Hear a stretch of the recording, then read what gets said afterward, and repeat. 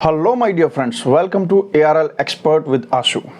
आज हम रिएक्शन करने जा रहे हैं सना अमजद के एक वीडियो का, और इस वीडियो का टाइटल है that is INR give tough time to dollar, 30 countries stand with India, Pak blunt reaction. तो मेन इसमें क्रक्स ये है कि आपको पता होगा कि डी डॉलराइजेशन, जो कि बहुत ही कंट्रोवर्शियल और बहुत ही ज़्यादा सेंसिटिव इशू है स्पेशली फॉर अमेरिका। तो इस पर कोई न्यूज़ आई है, इंडिया ने कुछ टफ स्टांस लिया है according to the title of this video. पहले इस वीडियो को देखेंगे और उसको बीच बीच में ब्रेक करते रहेंगे कि क्या न्यूज़ है, ठीक है, एनालाइज करते रहेंगे। अब स्टार्ट करते हैं और देते हैं अपना रिएक्शन, कंटिन्यू करते हैं। को खत्म करने के लिए जो जंग चल रही थी, इंडिया ने इस जंग के अंदर एक अहम कदम उठाया है। जी हां, इंडिया ने 30 ममालिक के साथ मिलकर डी डॉलराइजेशन पर काम करना शुरू कर दिया है। हालांकि अमेरिका ने ये साफ साफ वार्न किया था कि जो भी डी डॉलराइजेशन की तरफ जाएगा उस पर सैंक्शन और टैरिफ दोनों लगाए जाएंगे, लेकिन उसके बावजूद भी इंडिया ने 30 ममालिक के साथ मिलकर 123 बैंकों के अंदर स्पेशल अकाउंट खोले हैं जहां पे इंडियन रुपी में ट्रेड हो सकती है। इसे बात करेंगे आज की इस वीडियो में, तो आइए चलिए हमारे साथ। ये बहुत अच्छा इकदाम है मेरे ख्याल में। आपको लोकल करेंसी में आपको ट्रेड करना चाहिए, और इससे एक तो जो डॉलर की मनोपली है वो मनोपली टूटेगी, और दूसरा ये है कि आपका जो रीजन है वो स्ट्रेंथन होगा जब आप अपनी लोकल करेंसी में ट्रेड करेंगे। सर, ऑलरेडी आप देखें कि इंडिया जो है अपने रुपये को जो है कितना ऊपर ले गया। बहुत सारे ममालिक ऐसे हैं जो इंडियन करेंसी में ट्रेड कर रहे हैं, बल्कि इंटरनेशनली इंडिया का जो रुपया है वो यूज़ हो रहा है। बिल्कुल, देखिए जी, एक जो इन्फ्लेशन की बड़ी वजह है वो यही डॉलर की मनोपली है।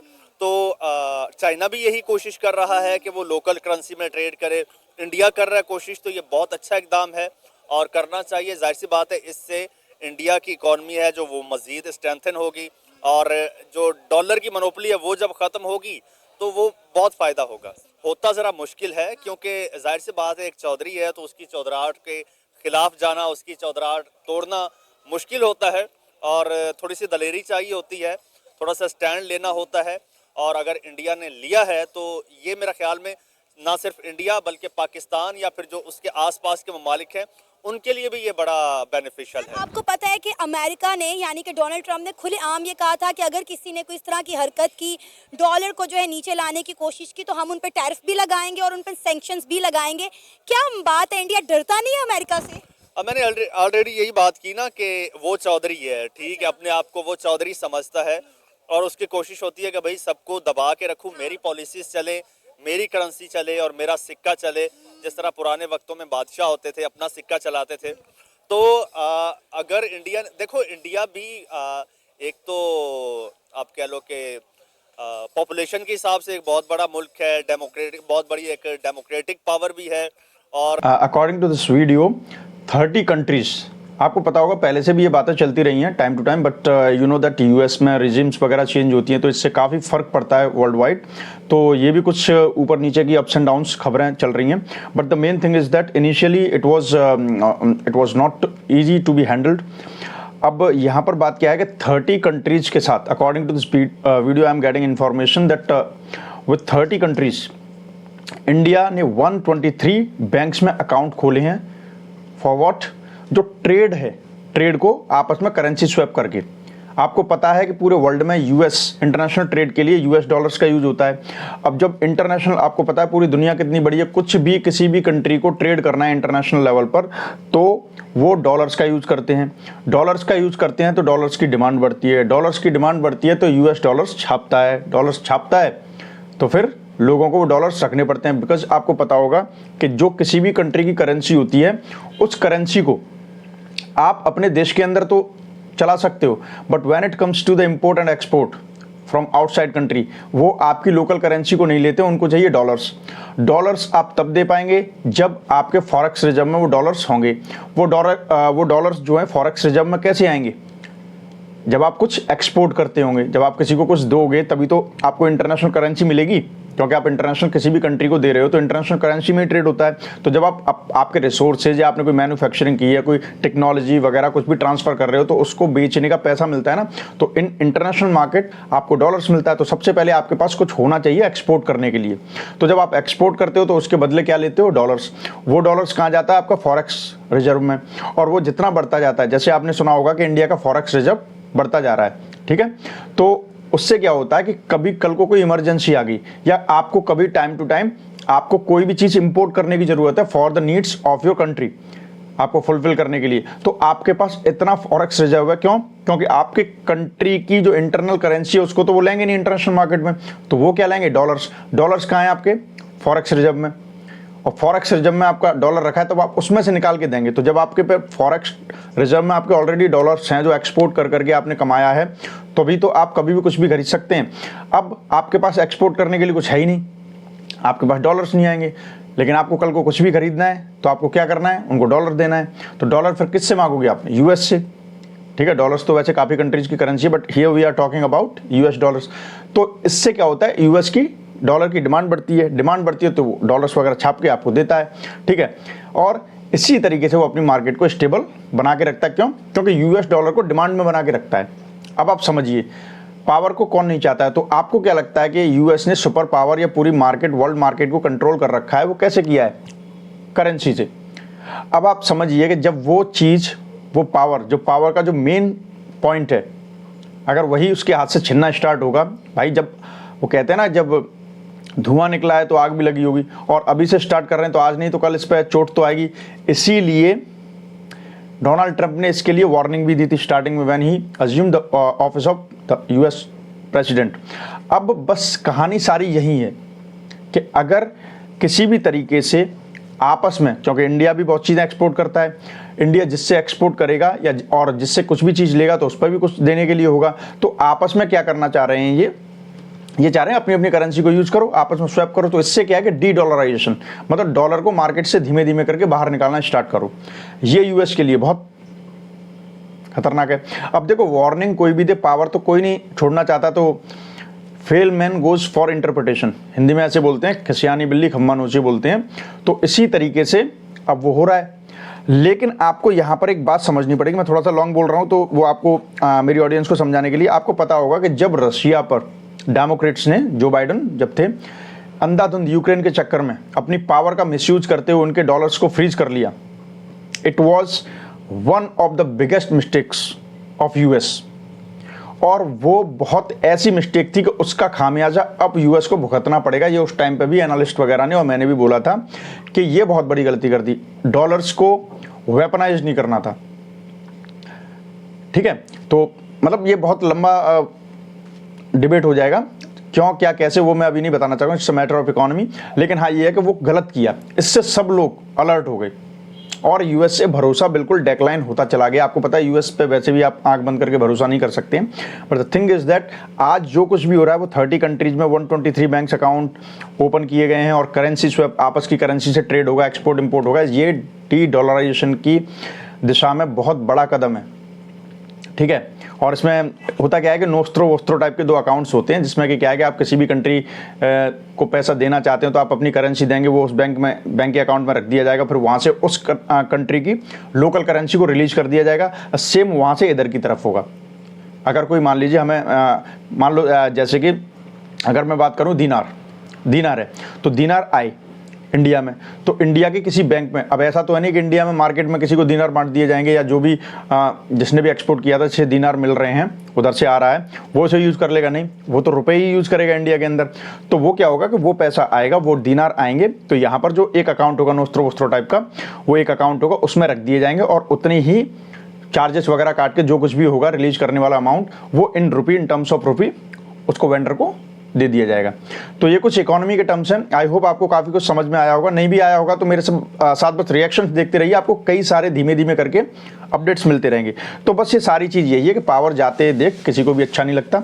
वही सेम यूएस के साथ हो रहा है, तो इसमें चौंकने वाली बात नहीं है। अभी और देखते हैं क्या बात निकल के आती है। और उसकी इकोनॉमी भी काफ़ी स्ट्रांग है इंडिया की, तो इंडिया स्टैंड ले सकता है और उसने स्टैंड लिया है, तो बहुत अच्छा किया है। आपको लगता है कि इंडियन रुपी आने वाले वक्त में डॉलर को रिप्लेस कर देगा? Definitely, why not. हम बादशाह, किसी की भी बादशाह हमेशा तो नहीं होती ना। अगर अब देखें, अगर इंडिया इतना हो जाता, अब आपके मिसाल सामने है इसकी चाइना की, चाइना का थोड़ा सा पीछे चले जाएं क्या हाल था, और आज देखें, आज चाइना सुपर पावर होने के दावे कर रहा है या करीब है, तो कल को इंडिया भी डेफिनेटली कर सकता है। उसके लिए सबसे पहली बात ये है कि आपकी पॉलिसी इंडिपेंडेंट होनी चाहिए, और जिस तरह डी डॉलराइजेशन कर रहे हैं इस तरह होना चाहिए। तो क्यों नहीं इंडिया की करेंसी स्ट्रेंथन हो सकती? अगर आपने 130 मुल्कों की बात की है, अगर एक टोटल 30 मुल्क हैं जिनके 123 बैंकों के अंदर जो है डिफरेंट अकाउंट खोले गए हैं। अब देखें ना, अगर 30 मुल्कों के साथ भी आप अपनी करेंसी में ट्रेड करते हैं और फिर ये आगे चल के ये तादाद बढ़ जाती है, तो फिर तो आपकी करेंसी मजबूत होगी ना, स्ट्रेंथन होगी ना। इसका मतलब ये है कि दूसरी कंट्रीज इस इकदाम में इंडिया का साथ दे रही हैं, इंडिया को सपोर्ट कर रही हैं डॉलर की जो है डी डॉलराइजेशन के लिए। पूरी दुनिया डॉलर के चुंगल से निकलना चाहती है, पूरी दुनिया निकलना चाहती है, और खासकर पाकिस्तान भी निकलना चाहता है। ये आपके मुल्क में महंगाई क्यों है? डॉलर का रेट बढ़ता है ना, ठीक, उसकी मोनोपोली है, तो पूरी दुनिया निकलना चाहती है। लेकिन ये again credit goes to India कि इंडिया ने ये स्टेप लिया है और ये सोचा है और इस पे काम किया है। इंडिया ने काफ़ी ज़्यादा अच्छे स्टेप्स लिए हैं इस हवाले से। हमें अब अगर हम इंटरनली देखें तो हमें पाकिस्तान को भी बड़े अच्छे स्टेप्स ले सकते हैं हम। जैसे सिर्फ इंडिया की बात नहीं करते, हम ईरान की बात करें तो ईरान जो है वो भी यूरोपियन जो करेंसीज है उसमें ट्रेड कर रहा है। इसी तरह चाइना जो है वो भी अपनी करेंसी में ट्रेड कर रहा है। इसी तरह बाकी और भी कंट्रीज़ काफ़ी ज़्यादा, रशिया का नाम लें तो वो भी काफ़ी ज़्यादा जो है वो अपनी करेंसी को प्रेफर कर रहे हैं। लेकिन पाकिस्तान, हम एज ए पाकिस्तानी इतनी बड़ी इकोनॉमी होने के साथ, इतना बड़ी कंट्री, इतनी बड़ी पॉपुलेशन होने के साथ, हम लोग इसकी तरफ हमारा फोकस नहीं है। लेकिन गवर्नमेंट को चाहिए कि कोई स्टेप्स लें इसमें, जैसे कि किस तरह से हम सबसे बड़ी जो प्रॉब्लम है वो हमारी जो लोकल मैन्युफैक्चरिंग इंडस्ट्री है उसको फैसिलिटेट नहीं किया जाता। सर, हमारी लोकल मैन्युफैक्चरिंग इंडस्ट्री तो तबाह हो गई। आप देखें, इन्वेस्टर हमारे मुल्क में आ नहीं रहा। बहुत सारी फैक्ट्रियां हमारे मुल्क से बंद होकर या तो इंडिया शिफ्ट हो गई थी या बांग्लादेश शिफ्ट हो गई थी, और बांग्लादेश के जो मौजूदा हालात हैं वहाँ से फैक्ट्रीज बंद होकर इंडिया चली गई। जी बिल्कुल इसी तरह ही है। अब बांग्लादेश जो है उसके इंटरनल मामला नहीं ठीक होने के बावजूद भी उनकी एक्सपोर्ट्स देखें तो वो हमसे काफ़ी ज़्यादा है, ठीक है। और हमें अपने इंटरनली ये करना चाहिए कि अपनी सबसे पहले जो मैन्युफैक्चरिंग कॉस्ट है उसको कम करना चाहिए। मैन्युफैक्चरिंग कॉस्ट जैसे ही कम होगी तो हम इंटरनली स्ट्रॉन्ग हो गए, तो हम अपनी करेंसी को जो है, अपनी करेंसी के बजाय अपनी करेंसी को किसी करेंसी के साथ भी, जैसे आप इंटरनेशनल देखें तो डिफरेंट कंट्रीज मिलके ब्रिक्स के नाम से एक करेंसी जो है वो इंट्रोड्यूस करवाना चाह रहे हैं इसी तरह, ठीक है। और इंडिया आपको पता है ब्रिक्स का पार्ट भी है। जी बिल्कुल, इंडिया ब्रिक्स का पार्ट भी है। तो ये हमें भी चाहिए कि इस किस्म के कोई स्टेप्स लें जिसमें हम भी कुछ कंट्रीज़ के साथ मिलके अपनी एक जो करेंसी है उसको हम अपनी करेंसी में कोशिश करें। नहीं तो कम से कम हमें ये करना चाहिए कि जो डॉलर है उससे कम जो है वो हमें डिपेंडेंसी जो है डॉलर की वो कम करनी चाहिए, किसी और करेंसी में भी ट्रेड कर सकते हैं। देखें ना कि इंडियन करेंसी में कितने ममालिक ट्रेड कर रहे हैं। रशिया से इंडिया ने इतना खाम तेल खरीदा, हमेशा इंडियन करेंसी में लिया। हालांकि अमेरिका ने बोला है कि जो भी डी डॉलराइजेशन की तरफ जाएगा हम उन पर सैंक्शन भी लगाएंगे, उन पर टैरिफ भी लगाएंगे, लेकिन इंडिया किसी से डरता ही नहीं है। उसका जो दिल चाहता है वो करता है। आप देखें, जब इंडिया को अमेरिका ने मना किया कि आपने रशिया से खाम तेल नहीं लेना, तब भी इंडिया ने सीधे सीधे अमेरिका को शट अप कॉल दे दी थी। जी बिल्कुल ऐसे। उसके पीछे बेसिक जो रीज़न है वो उनकी लोकल इंडस्ट्री है। लोकल इंडस्ट्री स्ट्रॉन्ग होने की वजह से इंडिया कर सकता है ऐसा, ठीक है। हाँ, फुली तो हम कहें तो फुली वो नहीं कर सकते, लेकिन वो काफ़ी हद तक डिपेंडेंसी जो है उन लोगों ने ख़त्म की भी है और कर भी रहे हैं और अच्छे स्टेप्स ले भी रहे हैं। हम इंटरनली भी, हमें भी ये वाले स्टेप्स जो हैं वो ले सकते हैं, हम इसको स्ट्रॉन्ग कर सकते हैं अपने करेंसी को भी। अभी फिलवक्त तो देखें हमारी करेंसी डे बाय डे पिछले कोई 4-5 ईयर्स से डे बाय डे डीवैल्यूएट ही होती बिल्कुल हो रही है। तो सबसे पहले स्टेप्स लेने चाहिए ताकि हम अपनी करेंसी जो उसको स्ट्रॉन्ग करें, और साथ ही हम लोकल जैसे चाइना के साथ जितनी भी ट्रेड्स हैं अभी भी डॉलर्स में हम कर रहे हैं। कुछ पोर्शन जो है वो चाइनीज़ करेंसी में शिफ्ट हुआ है, लेकिन मैक्सिमम पोर्शन डॉलर्स में ही है। आपको लगता है आने वाले वक्त में इंडियन करेंसी डॉलर को रिप्लेस करने की सलाहियत रखती है, इतनी कैपेबल हो जाएगी?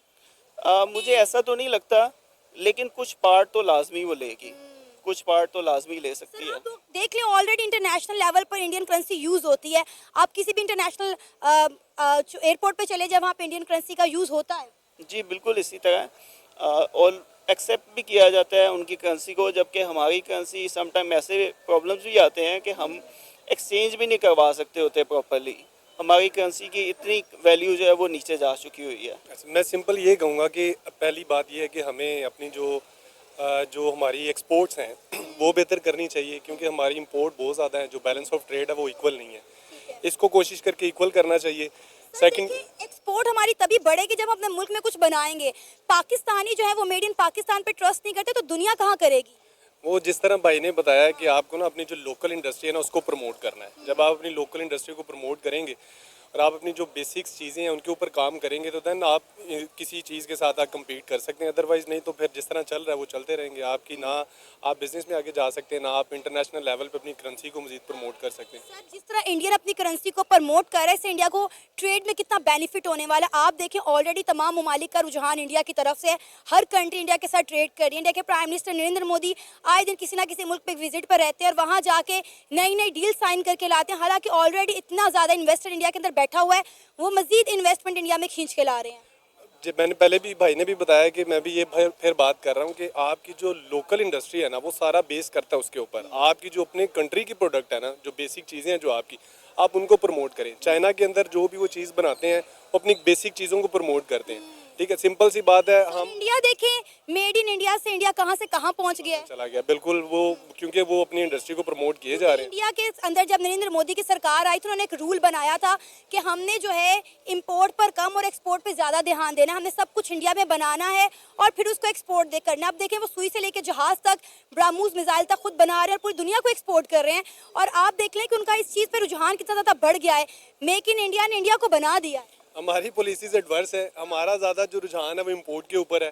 हम अपनी ही चीज़ें सस्ते दामों बेचकर बाद में खुद ही उसको महंगे दामों परचेज कर रहे होते हैं।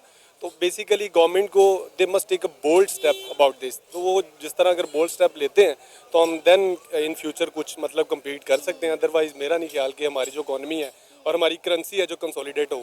ऑलरेडी आप देखें, इंडिया का यूपीआई सिस्टम इंटरनेशनली उसको अडॉप्ट कर लिया गया है। बिल्कुल, हमारे पास यहाँ पर मैं कोई कमेंट नहीं दूंगा, ना कोई बात करूँगा, क्योंकि हमारा जो बेसिकली काम प्रोग्रेस के ऊपर है ही नहीं है। तो बेहतर यही है कि मतलब हम बीइंग पाकिस्तानी यही कह सकते हैं कि जिस तरह की जो बेहतरी है पाकिस्तान के लिए, गवर्नमेंट को चाहिए कि जो पाकिस्तान की हक में, पाकिस्तान के लोगों के लिए बेहतर है उसको देखना चाहिए, ताकि हम इंटरनेशनली हमारी भी कुछ वैल्यू बन सके। आपको नहीं लगता हमें इंडिया के साथ ताल्लुकात में बेहतरी लानी चाहिए ताकि इस तरह की पॉलिसीज हम भी अडॉप्ट कर सकें और इंडिया से कुछ सीख सकें?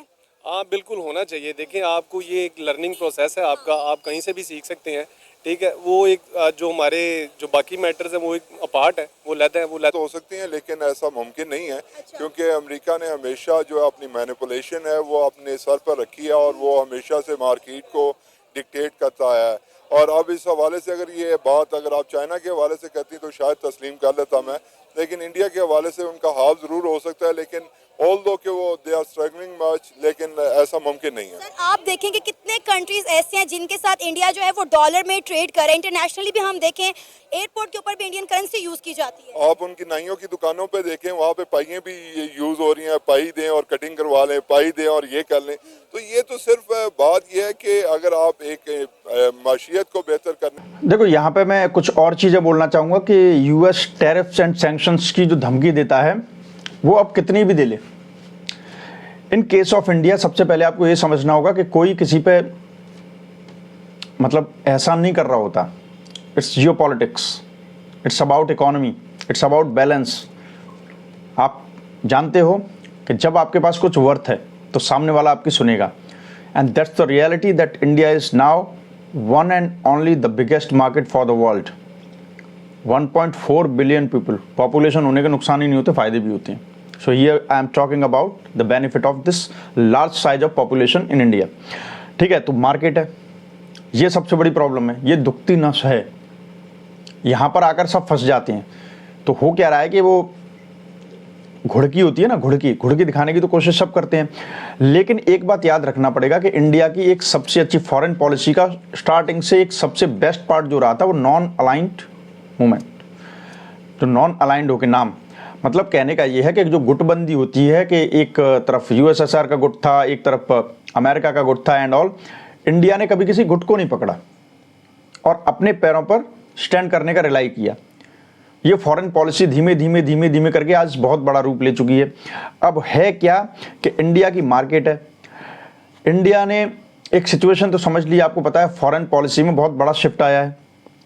इंडिया एक चीज़ समझ गया है, समझ तो दुनिया गई है, लेकिन एक होता है ना इंटेंट एंड कैपेबिलिटी, मतलब मैं चाहता हूं ऐसा करना, एक होती कैपेबिलिटी, बट मेरी औकात नहीं है।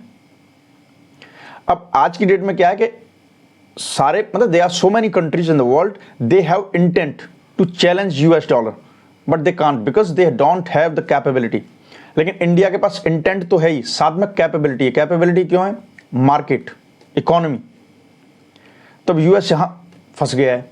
कोशिश चैलेंज इसलिए करता है कि आज अगर इंडिया कर रहा है तो इंडिया का इन्फ्लुएंस जो बढ़ता जा रहा है, इसके इन्फ्लुएंस में आगे और सारे कंट्री, क्योंकि चिंगारी से ही आग लगती है, तो चिंगारी जो है यूएस नहीं लगने देना चाहता है, तो ये प्रॉब्लम है। लेकिन इंडिया एक बात समझ गया, again I am saying that during the Democrat regime when it was in USA, I am talking about Joe Biden, जब यूक्रेन को उलझा करके जो रशिया के सैंक्शंस लगा, पूरे डॉलर्स को फ्रीज कर दिया था, it was one of the biggest mistakes in US history.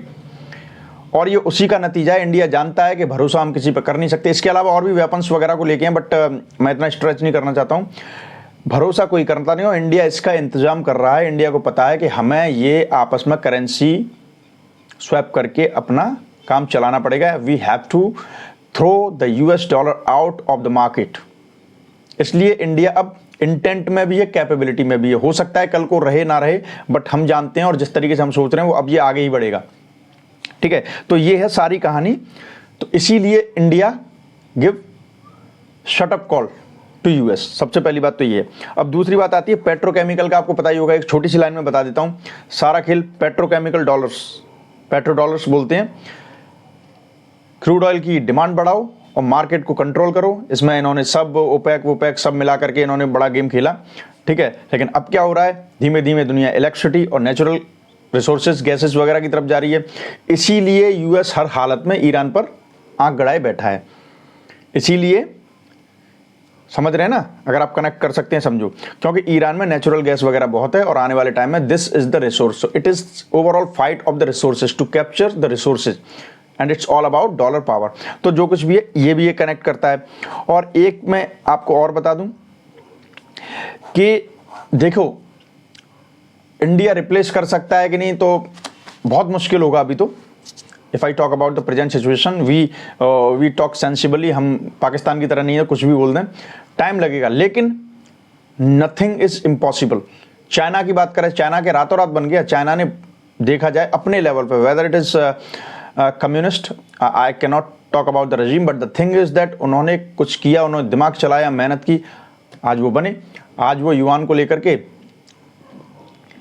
Face करने की कोशिश करते हैं और डॉलर्स को चैलेंज देने की कोशिश करते हैं। उनका है, उन्होंने बनाया इस तरीके का पूरा मैकेनिज्म क्रिएट किया है। ठीक है, और इंडिया की बात करो तो देखो, we always believe in possibilities, we are optimistic persons.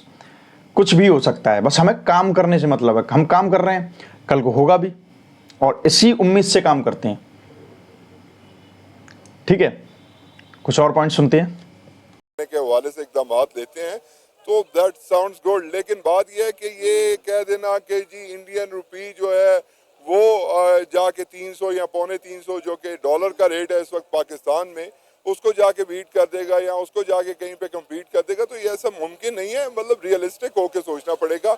चाहे वो 127 की जगह 300 मुल्कों में अपनी डॉलर अपना यानी कि करेंसी इंट्रोड्यूस करवा दें, लेकिन ये हारिजुल इम्कान एक ऑप्शन है, इसे हम कंसिडर नहीं कर सकते। देखिए, तीन चीज़ें जो हैं वो मेजरली काउंट करती हैं। पहले ये है कि आपकी करेंसी जो है वो स्टेबल रहे, दूसरा इंटरनेशनली जो है उसके अंदर ट्रेड हो, और ग्लोबली जो है आपकी करेंसी जो है वो मूव करे, और इंडियन करेंसी सब कुछ कर रही है। देखें, जो बात उनकी तजारत के हवाले से है, ये जो मुल्की हालात हैं उनके, they are doing very well, इसमें कोई दो राय नहीं है। मैं इस बात को बहसीयत पाकिस्तानी तस्लीम करता हूँ।